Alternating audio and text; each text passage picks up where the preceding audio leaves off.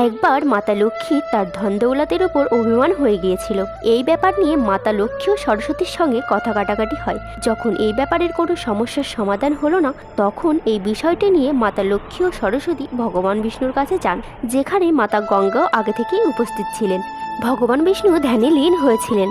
এটা দেখে মা লক্ষ্মী ভগবান বিষ্ণুর পাশে এসে বসেন, কিন্তু মাতা সরস্বতীকে কেউ বসার জন্য বলেন না। তারপর মাতা সরস্বতী লক্ষ্মীকে জিজ্ঞাসা করায় মাতা লক্ষ্মী বলেন, আমি প্রথম থেকেই ভগবান বিষ্ণুর হৃদয়ে বাস করি। মাতা গঙ্গাকে উনি তার চরণে স্থান দিয়েছেন, এখানে আর কোনো স্থান ফাঁকা নেই। তখন মাতা সরস্বতী এই অপমানে আরো ক্রোধিত হয়ে ওঠেন। মাতা সরস্বতী মাতা লক্ষ্মীকে অভিশাপ দেয়, যে ধন সম্পদের উপর তোমার এত অভিমান, সেই ধন সম্পদ ছেড়ে তোমাকে পৃথিবীতে তুলসী গাছ রূপে জন্ম নিতে হবে।